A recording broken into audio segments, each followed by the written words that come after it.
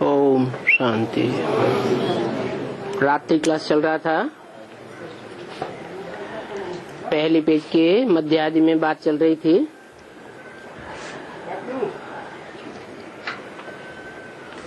तारीख 17 अगस्त 1968।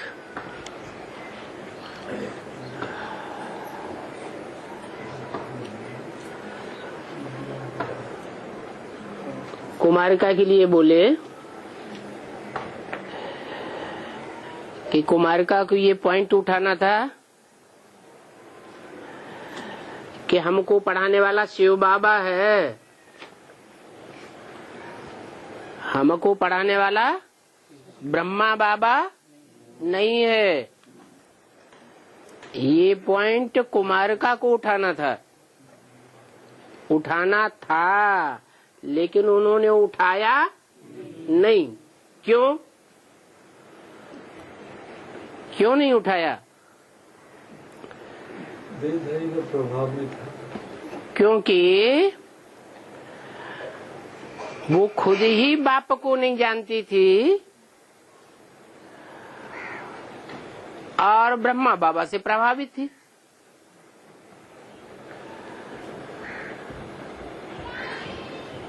तो अब बाबा ने तो डायरेक्शन दे दिया, कुमारिका को उठाना था। जिसको उठाना था उसने नहीं उठाया, तो क्या बाबा का वाक्य झूठा चला जाएगा?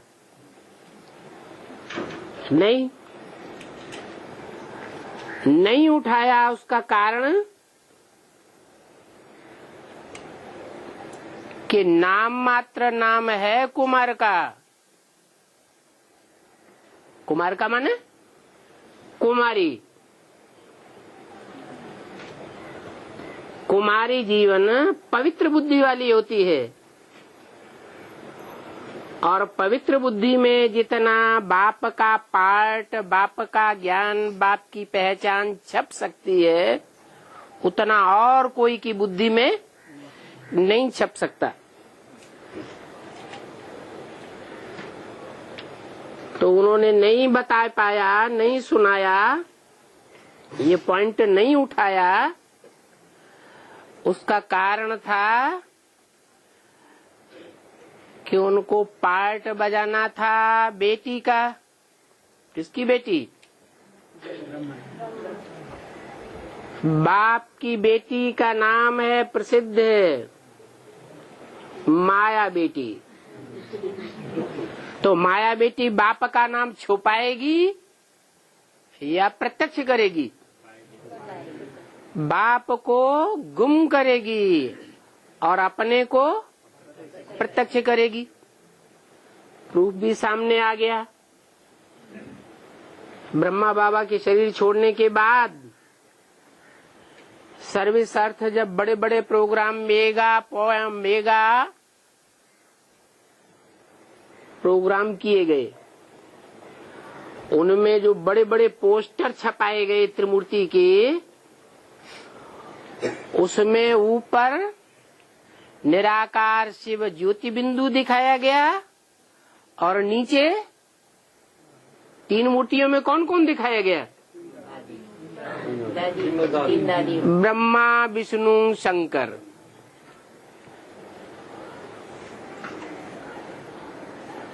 पहले ऊपर शंकर की ऊंची स्टेज में कुमारिका दादी को, फिर नीचे दूसरी दो दादियों को दिखाया गया। माना कोशिश की अपने को बाप साबित करने की, परंतु फिर अव्यक्त वाणी में बाप दादा ने खुद ही बोल दिया, माया अब हिम्मत हार गई है। और 4-6 हॉस्पिटल्स में चक्कर काटते काटते आखिरी शरीर छोड़ दिया। अभी और ज्यादा पावरफुल हो गई होगी या कमजोर हो गई होगी? क्यों? क्योंकि स्थूल शरीर का बंधन था तो कमजोर बनाता था, और अभी तो सूक्ष्म शरीर का बंधन है। और दूसरी बात और बताई कि माया ने प्रकृति माता से हाथ मिला लिया। क्या हाथ मिला लिया? माना दोस्ती कर ली। पहले दोस्ती नहीं थी और अभी दोस्ती हो गई। रावण के कितने सिर दिखाए जाते हैं? 10 सिर। 5 विकार हैं माया के रूप: काम, क्रोध, लोभ, मोह, अहंकार। और 5 हैं प्रकृति के मुख। प्रकृति जड़त्वमयी है। बुद्धि कैसी है? मंद बुद्धि है, जड़त्वमयी बुद्धि है। इसलिए रावण की युगल का नाम दिखाया जाता है मंदोदरी। उदर है, उदर माने पेट। कैसा पेट है? मंद बुद्धि है, मंद बुद्धि रूपी पेट है, लेकिन है बहुत पावरफुल। माया बेटी बाप के जो सच्चे ब्राह्मण बच्चे सूर्यवंशी हैं, उनका अब तक भी कुछ भी नहीं बिगाड़ सकी। बिगाड़ सकी है कि वो बच्चे दिन दूने रात चौगुने बिना किसी एडवर्टाइजमेंट के, एडवर्टाइजमेंट में कोई पैसा खर्च किए बगैर दिन दूने रात चौगुने ईश्वरीय सेवा बढ़ती जा रही है। तो माया चाहते हुए भी, विघ्न की दीवार बनते हुए भी विघ्न नहीं डाल सकी ईश्वरीय सेवा में। नहीं तो विघ्नों की दीवार बड़ी प्रसिद्ध है। मुसलमान लोग जब अपने पूजा के स्थान में इबादत करने जाते हैं तो किसके सामने बैठते हैं? दीवाल के सामने बैठते हैं। ये शूटिंग यहाँ होती है और वो ब्राह्मण ये शूटिंग करते हैं जो माया बेटी को दीवाल बना करके अपने सामने रखते हैं। साफ कह देते हैं, हम तब मानेंगे जब दादी मानेंगी, नहीं तो हम मानने वाले नहीं हैं।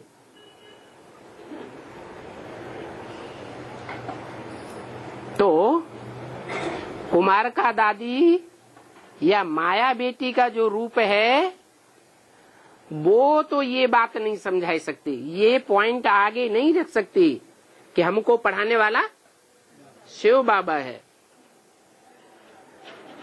लेकिन बाबा ने बोला 2 आत्माओं को, एक बोला उषा को और दूसरा बोला कुमारका को।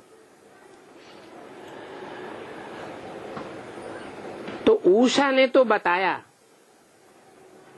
और ठीक बताया। उषा मन सूर्य निकलने से पहले जो लाल लाल निकलती है उसका नाम है उषा।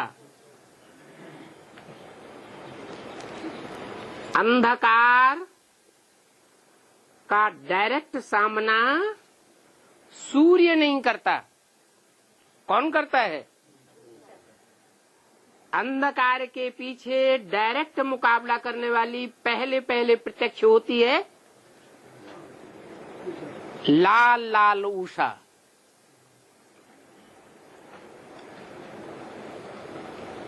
और वो उषा के लिए बताया कि उसने ठीक समझाया। भाषण जो दिया बताया ठीक। क्या बताया? कि बाप कौन है,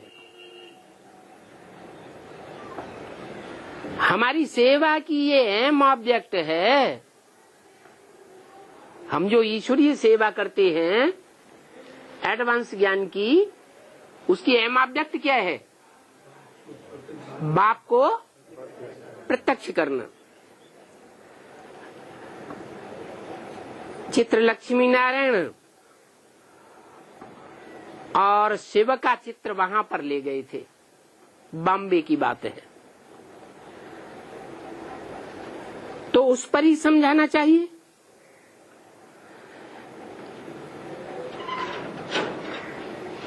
शिव के चित्र पर क्या समझावेंगे? समझावेंगे कि ये जो शिव के चित्र में 32 किरणें शिव बाबा के गुणों के रूप में दिखाई गई हैं, वो गुण साकार के होते हैं या निराकार के होते हैं? गुण तो साकार के ही होते हैं, अवगुण भी साकार के ही होते हैं। बिंदु के न गुण होते हैं और न अवगुण होते हैं। लेकिन कुमारिका की बुद्धि में ये बात नहीं बैठी क्या कि साकार में गुण अवगुण होते हैं, निराकार ज्योति बिंदु में गुण अवगुण नहीं होते हैं, इसलिए उसको निर्गुण निराकार परम ब्रह्म कहा जाता है। वो निर्गुण निराकार परम ब्रह्म जब साकार में आता है तब ये 32 गुण संसार में प्रत्यक्ष होते हैं, जिन गुणों से विश्व में शांति स्थापन होती है। बाप कहते हैं काम महाशत्रु है,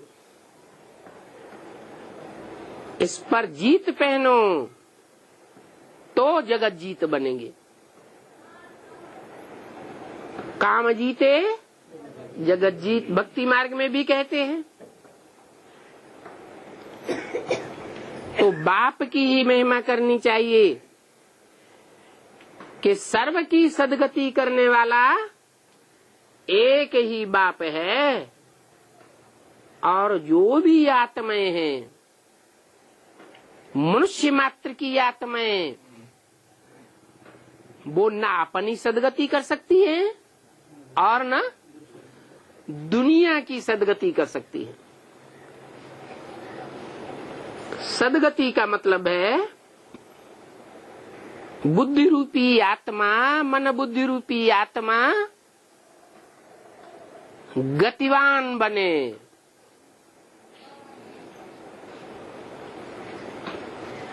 और गतिवान बन करके ऊंची स्टेज में जाए। निम्नगामी न हो। कैसी हो? ऊंची स्टेज में जाने वाली हो। नहीं तो बुद्धि मनुष्यों की धरणी की ओर खिंचती चली जाती है। अभी सारी दुनिया की बुद्धि नीचे लगी हुई है, देह अभिमानी की मिट्टी में धस रही है या ऊपर जा रही है? नीचे जा रही है। तो सबकी मन बुद्धि रूपी आत्मा की सदगति करने वाला एक ही बाप है, जो ज्ञान से सदगति करता है। और वह ज्ञान कोई भी मनुष्य मात्र में नहीं है। क्यों नहीं है? क्योंकि जो भी मनुष्य मात्र हैं वो सब पतित हैं। माना उनकी मन बुद्धि कैसी स्टेज में है? पतित स्टेज में है, नीचे की ओर गिरी हुई है। जिनकी खुद ही बुद्धि नीचे की ओर गिरी हुई है, वो दूसरों को कैसे ऊपर उठावेंगे? हम सब पतित हैं। पतित दुनिया में सब पतित, और पावन दुनिया बनाने वाला एक बाप। पावन दुनिया में होंगे सब पावन। तो बाप कहते हैं कि पावन बनने के लिए मुझे एक एवर प्योर को याद करो। एवर प्योर क्यों?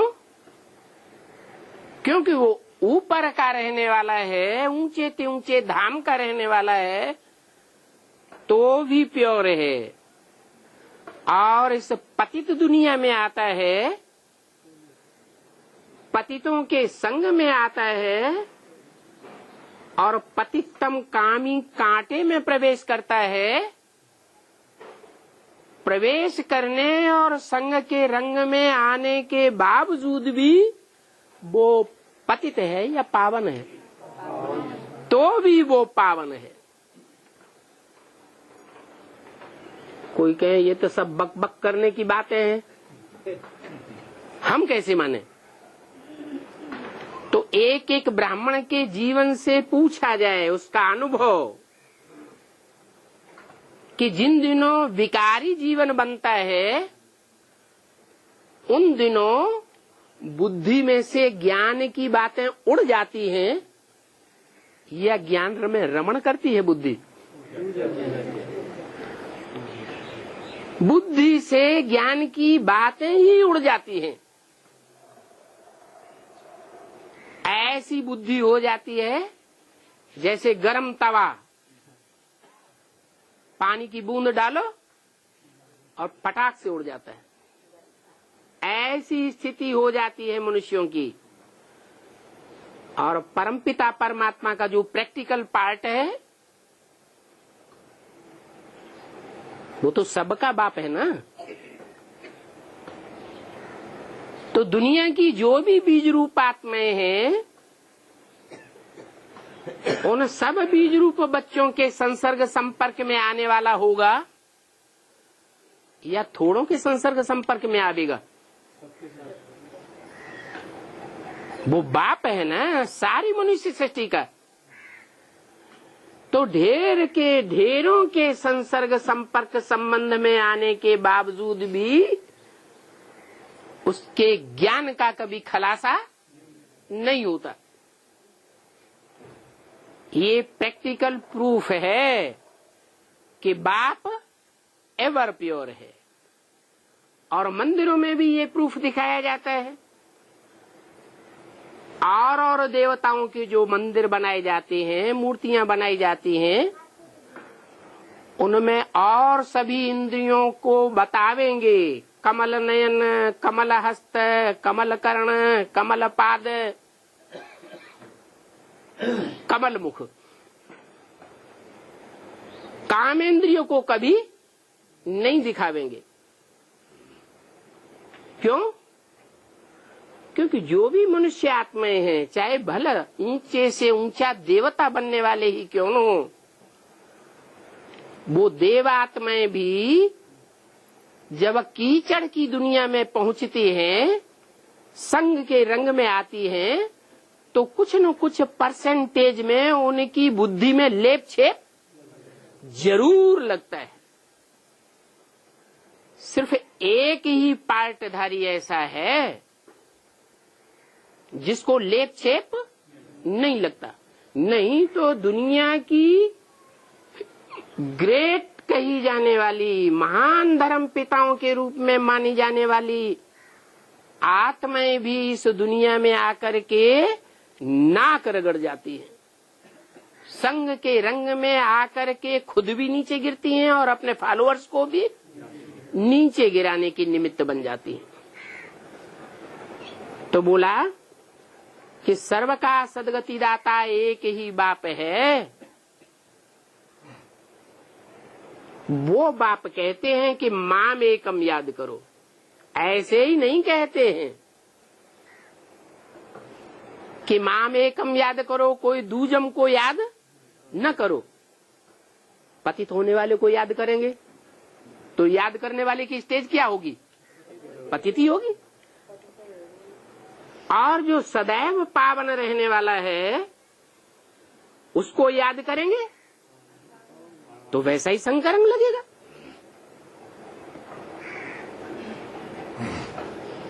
तो माम एकम याद करेंगे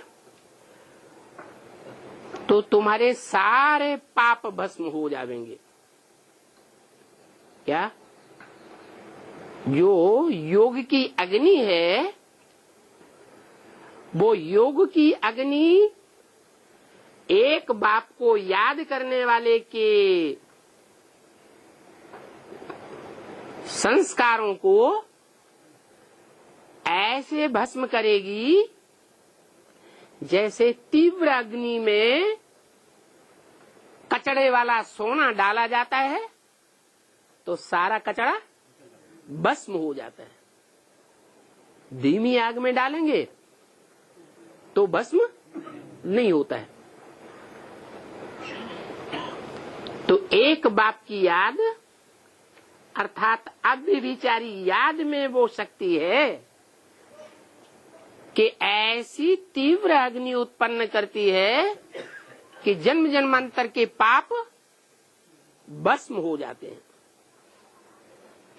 पाप भस्म हो जाएंगे तो आत्मा सुखधाम में चली जाएगी, सुख स्वरूप बन जाएगी। उसमें अशांति का नाम निशान नहीं रहेगा। और अभी तो दुखधाम है। दुखधाम में अगर कोई शरीर छोड़ेंगे, दुखधाम के वातावरण में, दुखधाम के माहौल में शरीर छोड़ेंगे तो कहाँ जन्म लेंगे? दुखधाम में जन्म लेंगे। तो तरीका बताया कि नरक की दुनिया के बीच रहते हुए भी हम बच्चों को वो बेहद का बाप कैसे स्वर्ग का वर्षा देते हैं। नरक की दुनिया के बीच में वर्षा कौन सा देते हैं? स्वर्ग का वर्षा देते हैं। ये काम, ये कमाल दुनिया में कोई भी आज तक नहीं कर सका। इस दुनिया में अपरम अपार दुख हैं। अपरम अपार दुखों की दुनिया में अगर उस वाइब्रेशन में शरीर छोड़ेंगे तो कहाँ जन्म लेंगे? दुख की दुनिया में जन्म लेंगे। और अगर बाप की याद में शरीर छोड़ेंगे तो सुख की दुनिया में जन्म लेंगे। और ये सुख की दुनिया सत्य युग में थी। सत्य बाप आकर के सत्य धाम की स्थापना करते हैं। वो सत्य बाप सत्य ही सुनाते हैं या कुछ मिक्स करके सुनाते हैं? सत्य ही सुनाते हैं। सत्य माना, सत्य माना क्या? सत्य माना ही ज्ञान। अगर उसमें थोड़ा भी अंश, जैसे दूध के भरे हुए घड़े में एक बूंद सर्प का विष डाल दिया जाए तो क्या हो जाएगा? है? विष ही हो जाएगा। ऐसे ही ईश्वर की वाणी में, ईश्वर के ज्ञान में थोड़ा भी मिक्सचरिटी का अंश होगा तो सारा ही अज्ञान असत्य हो जाएगा। तो एक बाप सत्य सुनाते हैं और बाकी सब मनुष्य मात्र कुछ न कुछ कुछ न कुछ मिक्स जरूर हो जाता है।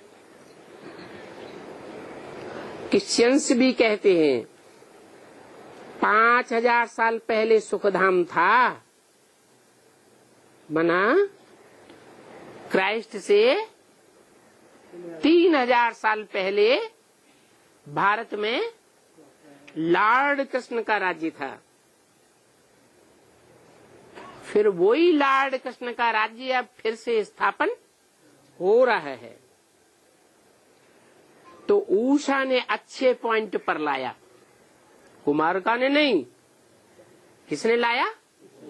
ऊषा ने।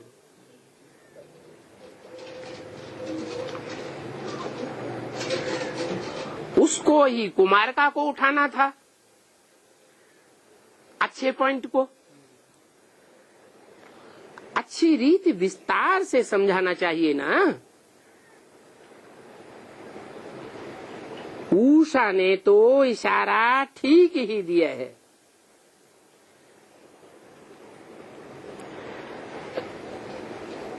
ये हम सब आत्माओं का बाप है।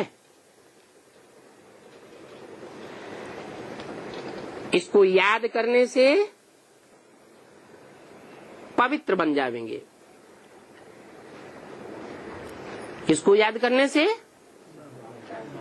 जो हम सब आत्माओं का बाप है, ये बेहद की बाप की लॉटरी है। क्या? ज्ञान रतन। जो बाप हमको सत्य बात बताते हैं, ज्ञान की बातें बताते हैं, वो ज्ञान रतन नहीं है। क्या है? दुनिया की बड़े से बड़ी लॉटरी है। माना बेसिक में से जो भी एडवांस में आते हैं और बाप के मुख से डायरेक्ट सुनते हैं, तो उनको क्या मिल जाती है? जैसे विश्व की बादशाही की लॉटरी मिल जाती है। हम ब्रह्मा कुमार कुमारियों का सारा जोर इस पवित्रता पर है। कौन सी पवित्रता? वो पवित्र ज्ञान जो बाप आकर के देते हैं। उस पवित्र ज्ञान से पवित्र दुनिया की स्थापना होती है। तो ब्राह्मणों को पवित्रता पर विशेष ध्यान देना पड़े। पवित्र दृष्टि, पवित्र वृत्ति, पवित्र वाचा। वाचा में एक अंश मात्र भी हमारी अपनी बात मिक्स नहीं होना चाहिए। अंश मात्र भी देह अभिमान की बात कोई को नहीं सुनाना चाहिए। ज्ञान सुनाते समय कभी कभी स्वार्थ बुद्धि बन जाती है ना। कोई को ज्ञान सुना रहे हैं, बड़ा आदमी है, तो स्वार्थ बुद्धि बन गई कि ये हमको बड़ा मकान दे देगा। जब एम ऑब्जेक्ट ऐसा हो जाता है तो उसमें मिक्सचरिटी शुरू हो जाती है। तो तुम्हारा सारा जोर, सारा मदार पवित्रता पर है। पवित्र दृष्टि, पवित्र वृत्ति, पवित्र वाचा, पवित्र कर्मेंद्रिय। क्या? कर्मेंद्रियों से भी जो भी हमें संग करना है, किसके साथ करना है? हैं? एक बाप दूसरा न कोई। अब पवित्र दुनिया स्थापन होनी है, नहीं तो पवित्र दुनिया स्थापन नहीं होगी। अगर व्यभिचारी बनते रहेंगे, वाचा से व्यभिचारी बनेंगे, कानों से व्यभिचारी बनेंगे, अनेकों की बात सुनेंगे, तो पवित्र दुनिया स्थापन होगी या व्यभिचारी दुनिया स्थापन होगी? एक के अलावा अगर औरों से भी ज्ञान सुना तो ज्ञान ही व्यभिचारी हो जाएगा। फिर जो व्यभिचारी ज्ञान हम धारण करेंगे, उससे हमारे वाइब्रेशन, दृष्टि, वृत्ति कैसी बनेगी? व्यभिचारी बनेगी।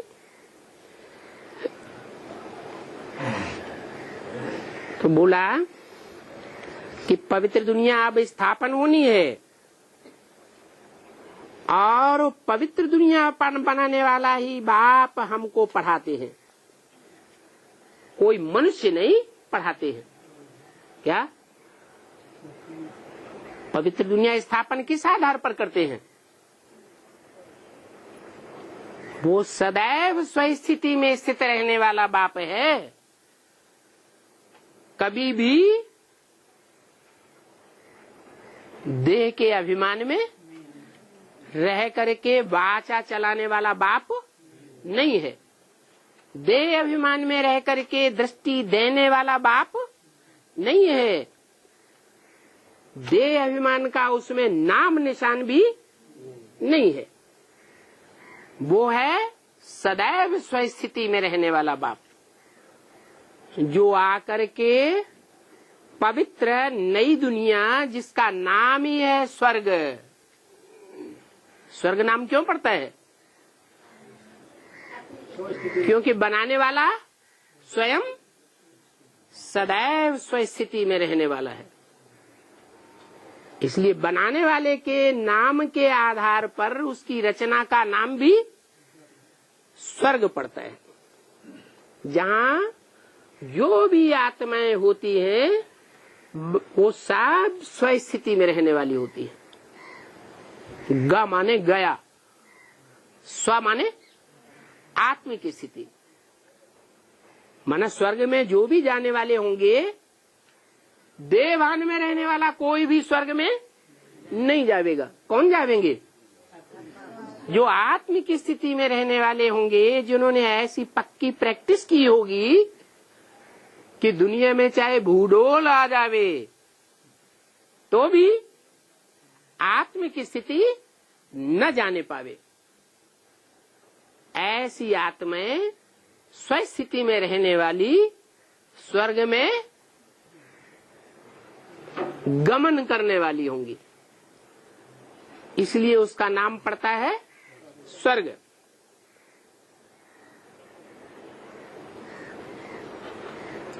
तो वही बाप हमको पढ़ाते हैं जो स्वर्ग स्थापन करते हैं।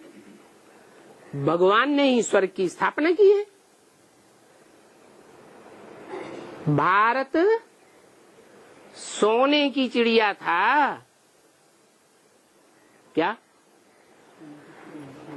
अगर कोई देखे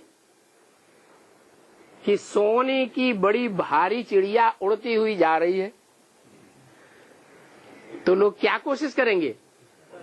है हम भी पकड़ लें, हम पकड़ लें, हम पकड़ लें, होड़ लग जाएगी। ऐसे कोई सोने की चिड़िया होती नहीं है, लेकिन ये कहावत है संगम युग के टाइम की कि संगम युग पर ही वो स्वर्णिम भारत बनता है, जिस स्वर्णिम भारत के ऊपर सारी दुनिया की नजर लग जाती है। जब भारत सोने की चिड़िया थी तो उस सोने की चिड़िया में जो वास करने वाले थे उनको कोई भी प्रकार का दुख नहीं था। अभी तो अथाह दुख है। ऐसे ऐसे अगर समझाती तो किसको भी टच हो सकता था। किसके लिए बोला? कुमार का के लिए। परंतु ड्रामा में ऐसा होना नहीं था।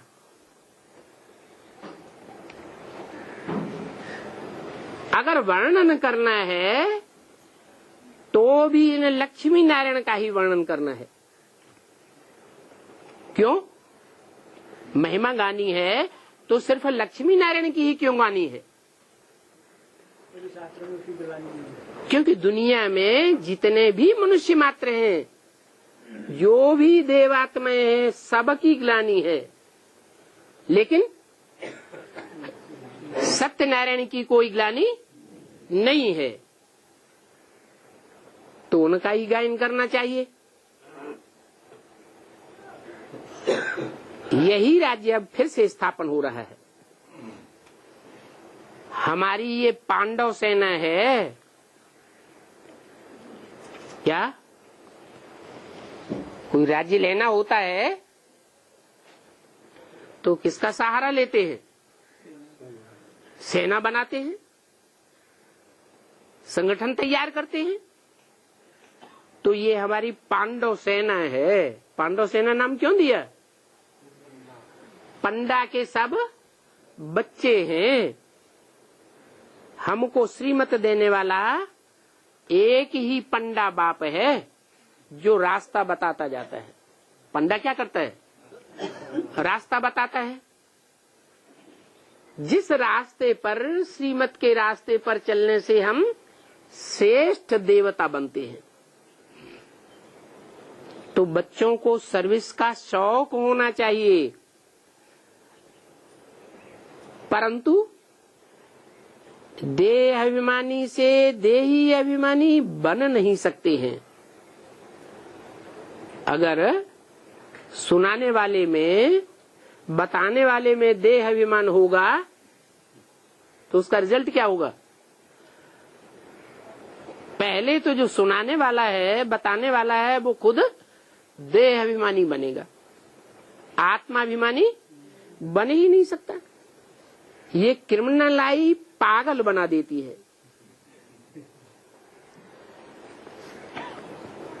ठहर ही नहीं सकते।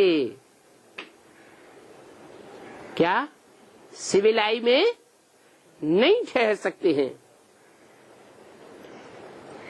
क्योंकि जो सिविलाई बनते हैं, देही अभिमानी बनते हैं, वो देही अभिमानी बनने वाले के सामने जो भी आएगा वो शांत हो जाएगा।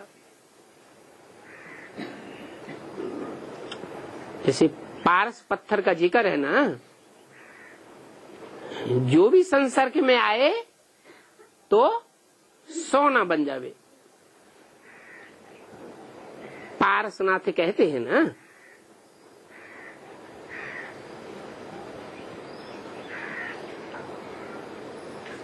तो वो ही एम ऑब्जेक्ट बच्चों की है। ऐसी एम ऑब्जेक्ट प्राप्त करने में समय लगता है, रात दिन का फर्क हो जाता है। First grade, second grade, third grade समझाने वाले तो होते ही हैं। तो इस बेहद की पढ़ाई में भी पढ़ने वाले और पढ़ाने वाले नंबरवार हैं। समझना चाहिए ना कि जो अच्छी पढ़ाई पढ़ने वाले और पढ़ाने वाले हैं वो हमसे ऊंचे हैं। देह अभिमान में नहीं रहना चाहिए। ऐसा ही देही अभिमानी हमको बनना है। राजयोग की तपस्या पर भी समझाया जा सकता है। तुम बच्चे तो रचयिता और रचना के आदि मध्य अंत को जानते हो। इसमें सिर्फ माताओं की ही बात नहीं है, दोनों की ही जरूरत है। माताएं भी चाहिए और बाई भी चाहिए। दोनों ही श्रीमत पर अपने जीवन को ऊंचा बनाते हैं।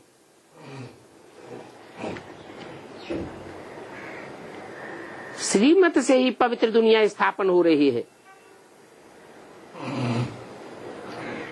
तो पवित्र दुनिया की स्थापना में मेल और फीमेल दोनों ही चाहिए। क्यों? मेल के लिए तो बोला है, सब मेल पुरुष, दुर्योधन तो शासन है, तो फिर उनको वो क्यों चाहिए? है गेट आउट, वो क्यों चाहिए? है नहीं, माताओं के लिए बोला, माताएं कन्याएं स्वर्ग का गेट खोलेंगी। है वो तो चाहिए, ठीक बात है, लेकिन मेल क्यों चाहिए? इसलिए चाहिए कि माताएं कन्याएं भी तो पूर्व जन्मों में क्या बनी थी, हैं? पुरुष चोला धारण किया था कि नहीं किया था? है धारण किया था। और जो इस जन्म में पुरुष हैं, मेल हैं, वो भी पूर्व जन्म में कन्याएं माताएं बने थे।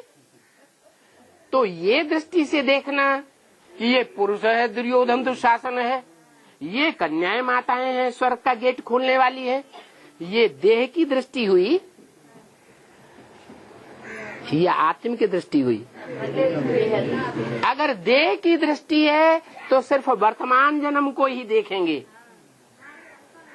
क्या? किसको देखेंगे? वर्तमान जन्म को ही देखने वाले हुए। अगर आत्मिक दृष्टि है तो फिर आत्मा का कनेक्शन अनेक जन्मों से है या सिर्फ वर्तमान जन्म से है? इस देह का कनेक्शन इस जन्म से है और आत्मा का कनेक्शन अनेक जन्मों से है। इसलिए चाहे इस जन्म में पुरुष चोला हो और चाहे इस जन्म में स्त्री चोला हो, चाहे पांडव हो और चाहे शक्तियां हो। शक्तियां क्यों कहा है? शक्तियां इसलिए कहा कि शिव के अटैचमेंट में है, इसलिए शक्तियां हैं। क्या क्या कहा? पांडव शक्ति कहा जाता है या शिव शक्ति? क्या कहा जाता है? शिव शक्ति कहा जाता है। तो शिव शक्ति की दृष्टि है तो हमारा जो भी भाई हैं उनका क्या संबंध हो जाता है उन शक्तियों से? माता। माता के अलावा कोई भी संबंध अगर बुद्धि में आता है तो क्या हो जाता है? पाप कर्म बन जाता है। पाप का संकल्प का बीजारोपण हो जाता है। क्योंकि इस समय बाप शक्तियों से स्वर्ग के गेट खुलवाने का काम कराने के लिए आए हुए हैं, लेकिन वो कार्य करने का कार्य तभी पूरा हो सकता है जबकि जो भी पांडव हैं वो शक्तियों के साथ ही बने ईश्वरीय सेवा में। अगर ईश्वरीय सेवा में दोनों मिलकर के नहीं चलते हैं तो स्वर्ग के गेट की खोलने के कार्य की संपन्नता नहीं हो सकती। ये क्या बात? इसलिए कि जो भी नई दुनिया बाप स्थापन करने वाले करने के लिए आए हुए हैं वो प्रवृत्ति मार्ग की दुनिया होगी या निवृत्ति मार्ग के सन्यासियों की दुनिया होगी? प्रवृत्ति मार्ग की दुनिया की स्थापना कराने के लिए आए हुए हैं। तो ऐसी प्रवृत्ति मार्ग की दुनिया की स्थापना करने के लिए स्त्री और पुरुष, पांडव और शक्तियां दोनों का मेल चाहिए। दोनों मिलकर के सेवा नहीं करेंगे तो पवित्र प्रवृत्ति मार्ग की स्थापना नहीं हो सकती। सन्यासी चाहे कि पवित्र प्रवृत्ति मार्ग की दुनिया हम स्थापन कर दें जंगल में जाकर के, तो कर सकेंगे? क्यों नहीं कर सकेंगे? हैं? हाँ, एक तो सबसे बड़ी कमजोरी आ गई दूरबाज खुशबाज। उन्हें स्वयं ही इस बात पर पक्का निश्चय नहीं है कि हम साथ में रहकर, जैसे देवताएं साथ में रहते हैं, साथ में रहकर साथ में जीवन बिताते हुए हम पवित्र रह सकेंगे या नहीं रह सकेंगे। और देवताएं तो साथ साथ होते हैं या अलग अलग रहते हैं? देवी देवताएं तो साथ साथ रहते हैं। तो तुम्हारा अहम ऑब्जेक्ट ही है पवित्र लक्ष्मी नारायण जैसा जीवन बनाना। वो जीवन यहाँ बनावेंगे या शरीर छोड़ने के बाद अगले जन्म में बनावेंगे? यही बनाना है। तो दोनों ही चाहिए, शक्तियां भी चाहिए और पांडव भी चाहिए। जानते हो कि हर बात 5000 साल पहले भी हुई थी।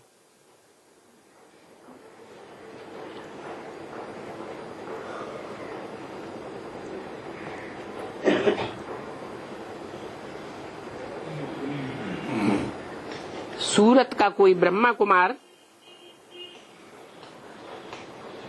कुमारी की बात उठाई, बोले कि लिखे कि ये नई दुनिया स्थापन हो रही है, कल पहले मिसल, कोई नई बात नहीं है।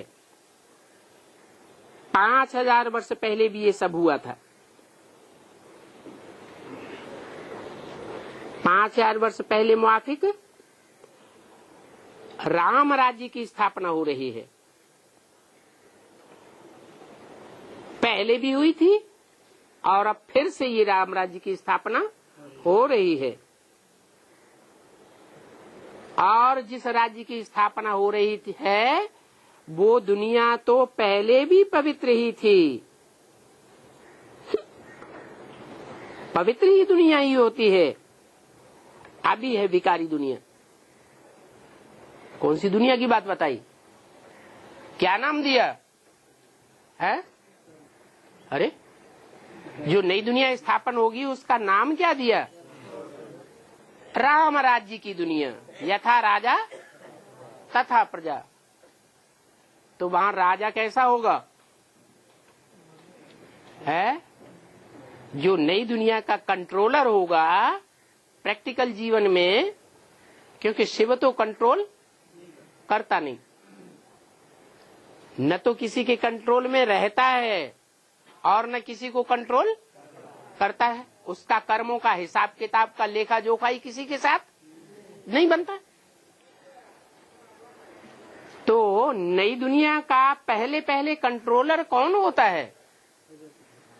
राम राज्य का गायन है ना। कृष्ण राज्य का गायन नहीं है, नारायण राज्य का गायन नहीं है, ब्रह्मा राज्य का गायन नहीं है, विष्णु राज्य का गायन नहीं है। किसका गायन है?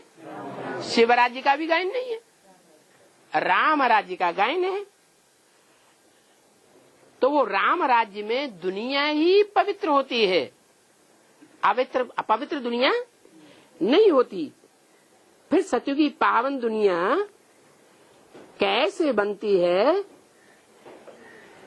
सो बात राम बाप ही आकर के सुनाते हैं। क्या? गांधी जी ने नारा लगाया। क्या नारा लगाया? कौन सा राज्य स्थापन करेंगे? राम राज्य स्थापन करेंगे। कोई कहने वाला निकला कि राम राज्य स्थापन करेंगे तो राम चाहिए या नहीं चाहिए? हैं? कोई ने नहीं पूछा। राम राज्य की स्थापना तो राम ही करेंगे ना, कोई दूसरा कैसे करेगा? अभी जो दुनिया है वो विकारी है या निर्विकारी है? विकारी दुनिया है। और जब राम राज्य होगा तो दुनिया कैसी होगी? ये निर्विकारी होगी। तो जो विकारी दुनिया है वो निर्विकारी सत्य की दुनिया कैसे बनी, सो बाप ही सुनाते हैं। ये कैसे का उत्तर और कोई नहीं दे सकता। ईश्वरीय मत ले रहे हैं। क्या? नई दुनिया, पवित्र दुनिया की स्थापना करने के लिए कौन सी मत ले रहे हैं? ईश्वरीय मत ले रहे हैं। ईश्वरीय मत क्यों नाम दिया है? ईश माने शासन करना, वर माने श्रेष्ठ। कैसी मत बताई? जो श्रेष्ठ मत है वो श्रेष्ठ मत ले रहे हैं। श्रेष्ठ मत क्यों? शासन करने के लिए, नई दुनिया में शासन करने के लिए ईश्वरीय मत क्यों? आसुरी मत क्यों नहीं? क्योंकि ईश्वर एक है और एक ही ईश्वर है जो बिना हिंसा किए, कोई भी प्रकार की हिंसा किए बगैर राम राज्य की स्थापना कराते हैं। क्या? नहीं तो दुनिया में जितनी भी राजाइयां स्थापन हुई, एक राजा ने दूसरे राज्य पर हमला किया, हिंसा हुई या नहीं हुई? बिना हिंसा के कोई राज्य स्थापन हुआ ही नहीं। तो मनुष्य मात्र हिंसा के आधार पर राज्य स्थापन करता है। घर में भी कोई का शासन चलता है, घर में जो मुखिया होता है बाप होता है, कम से कम लाल लाल आंखें तो दिखाएगा कभी? नहीं दिखाएगा? जरूर दिखाएगा। थोड़ी कड़क वाचा जरूर बोलेगा। लेकिन जो ईश्वरीय मत है वो क्या सिखाती है? अगर कोई से ब्राह्मण परिवार में ईश्वरीय सेवा भी लेनी है तो आंखें लाल पीली करने की दरकार नहीं है। स्नेह की दृष्टि से उसको सेवा कराने के लिए इंस्पिरेट करना चाहिए। वाचा में भी तुर्स वाचा न हो, आर्डर न हो। क्योंकि ब्राह्मण परिवार में किसी को आर्डर करते हैं तो समझता है ये हमको अपना क्या समझता है? हमको अपना दास समझता है, ये हमको दास बनाने की शूटिंग कर रहा है। समझता है कि जो आगे आने वाली दुनिया है 5000 वर्ष में, उसमें हम इसके दास होंगे। तो उसके दिल को हिंसा की अनुभूति होती है या नहीं होती है? होती है। तो सेवा के लिए भी अगर हम कोई सेवा किसी से कराने के लिए कहेंगे तो उसका कल्याण हो रहा है कि नहीं हो रहा है? कल्याण तो हो रहा है, लेकिन उसके कल्याण के लिए भी अगर हम कोई बात बोल रहे हैं तो उसमें भी आर्डर नहीं होना चाहिए। क्या होना चाहिए? रिक्वेस्ट होना चाहिए। भाई जी, बहन जी, क्या ये सेवा में सहयोग दे सकेंगे? तो ये हुआ रिक्वेस्ट करना। माने वाचा से भी, दृष्टि मात्र से भी या कर्मेंद्रियों से भी किसी भी प्रकार की हिंसा नहीं करनी है। ऐसी ईश्वरीय मत से हम नई दुनिया राम राज्य की स्थापना का कार्य संपन्न करते हैं। ऐसी श्रीमत हम अभी ले रहे हैं। कलयुग में तो होते हैं मनुष्य, या कलयुग में जो राज्य होता है, किसका राज्य चलता है सारी दुनिया में? मनुष्यों का राज्य चलता है। मनुष्यों का जो राज्य चलता है वो अपनी मनमत चलावेंगे कि ईश्वर की मत के आधार पर चलेंगे? सब अपनी मनमत के आधार पर राज्य करना चाहते हैं। चाहे अपने घर में राज्य करें, चाहे छोटे से कस्बे में राज्य करें, चाहे किसी नगर का शासन करें, चाहे किसी देश का शासन करें, अपनी मनमत के आधार पर करते हैं। इसलिए इसको कहा जाता है कलह कलेश का युग, कलयुग। सतयुग में होते हैं देवताएं। देवताएं क्यों? सतयुग में आसुर क्यों नहीं? हाँ, क्योंकि ईश्वरीय मत सत्य बात बताती है और सत्य के आधार पर रोज जो राज्य स्थापन होता है उस राज्य में बाप अभी हमको रहने के लिए या जाने के लिए या सुख भोगने के लिए ये सिखावनी दे रहे हैं कि दूसरों को देना है, किसी से लेने की इच्छा नहीं करनी है। जब ये भाव बुद्धि में बैठ जाता है जिन आत्माओं की बुद्धि में, तो उनको सतयुग में क्या नाम देते हैं? देवताएं। ये देवता नाम भी किस लिए पड़ता है? अभी संगम युग में जो हम मेंटलिटी हमारी बनती है, उस मेंटलिटी के आधार पर हमारा नाम सतयुग में देवता पड़ता है। तो वो देवता अभी बनना है, इस जन्म में बनना है, या सतयुग में जाके बनेंगे? अभी बनना है। तो हम अपने को देखें, घड़ी घड़ी चेक करें कि मन के संकल्पों के आधार पर, वाचा के आधार पर, कर्मेंद्रियों की कर्मणा के आधार पर हम दूसरों को देने की मेंटलिटी रखते हैं, भावना रखते हैं, या कुछ लेने की भावना रखते हैं? जो भी कर्म करें, जो भी वाचा बोलें, उसे चेक करें।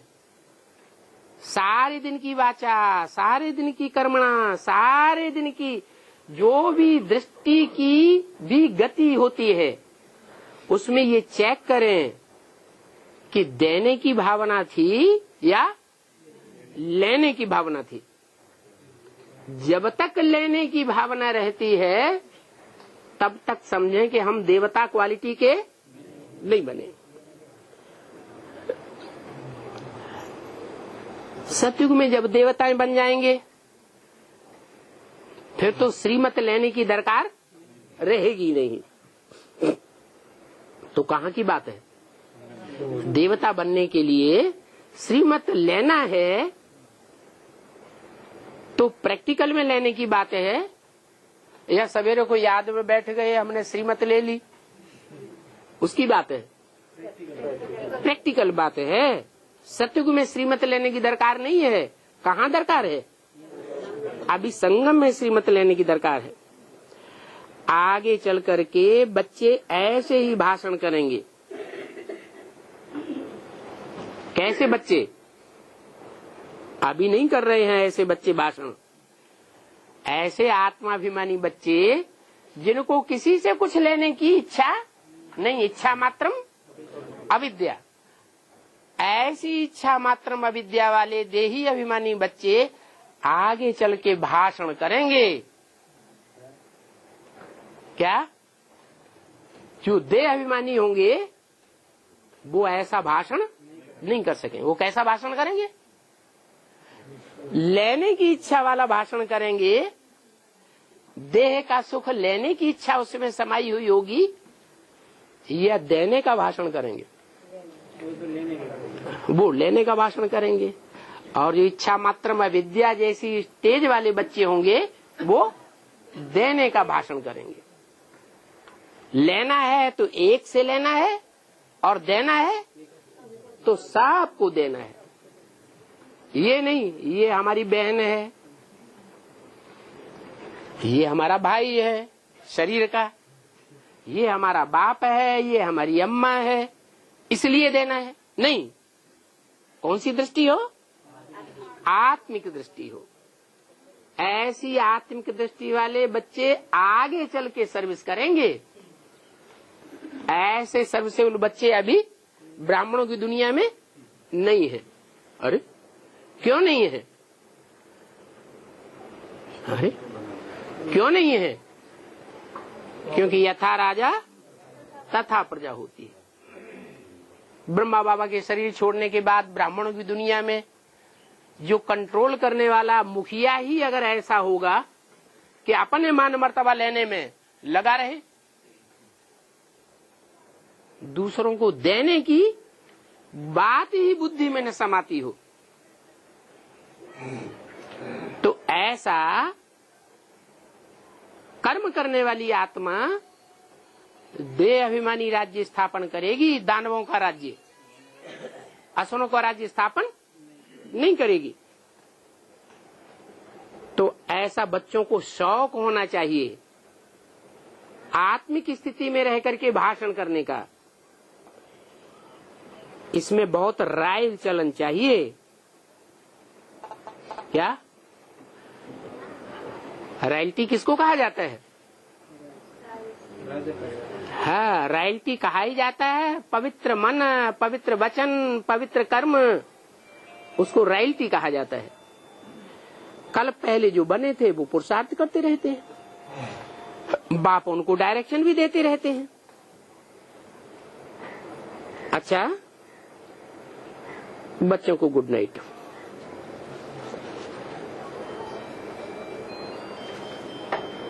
थोड़े से और कोई मुरली के 19-8-68 की प्रातः क्लास के खास जोरदार पॉइंट 2-4 लाइन में दिए हैं। किसी की भी चोरी हो जाती है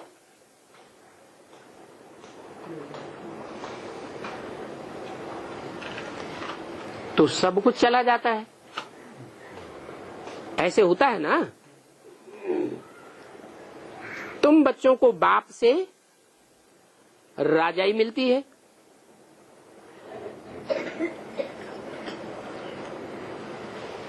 विश्व की राजाई मिलती है, बादशाही मिलती है, तो तुम बच्चों को चिंता करनी चाहिए कि हम इतने कपड़े इकट्ठे कर लें, इतनी जोड़ी जूतियां इकट्ठी कर लें, इतने पैसे इकट्ठे कर लें। ये चिंता रहनी चाहिए। क्यों? अरे हमको बाप से विश्व की बादशाही मिलती है तो क्या कपड़े आदि नहीं मिलेंगे? है? क्या ऐसा बाप मिला है जो विश्व की बादशाही तो दे वर्षे में, और विश्व की बादशाही देने वाला बाप हमको कपड़े आदि न दे? जाओ नंगे घूमो। हाँ, बाप सिर्फ कहते हैं कि फालतू खर्चा नहीं करना है। वो भी किस लिए कहते हैं? इसलिए कहते हैं कि कम खर्च बाला नसी। बाप ने ये हमारे कल्याण की बात बताई क्या, कि हम जितना ही यज्ञ का कम पैसा खर्च करके काम चलाएंगे उससे हमारा भाग्य बाला बनेगा। भाग्य कैसा बनेगा? ऊंचे से ऊंचा भाग्य बनेगा अगर हम कम खर्च में यज्ञ का ज्यादा से ज्यादा काम निकालेंगे। कोई होते हैं ज्यादा खर्च करते हैं और सेवा वो कम निकलती है, रिजल्ट कम निकलता है। मम्मा ने कैसी सेवा की? ओम राधे मम्मा ने कैसी सेवा की? एक फ्रॉक पहन के आई, इतना भाग्य कैसे बन गया जो सतयुग में जाकर के महारानी बनेगी? क्या विशेषता थी उनके कार्य व्यवहार में? यही विशेषता थी कि यज्ञ का एक एक कौड़ी पाई पैसा किस दृष्टि से खर्च किया कि ये यज्ञ का पैसा है, इसको एक एक पैसे की बहुत वैल्यू समझनी चाहिए, कहीं व्यर्थ न चला जाए।